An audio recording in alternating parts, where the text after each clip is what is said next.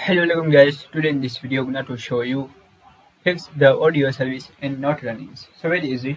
First click on start. Now scroll down. After click on Windows System, click on Control Panel. After click on Administrative Tools,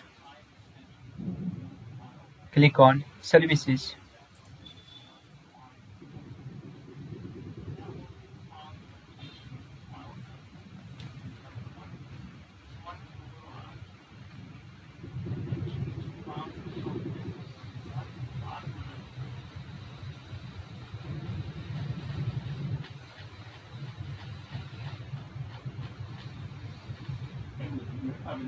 And here option Window Audio.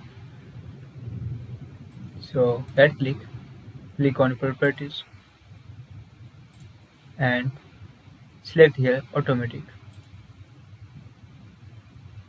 After Apply,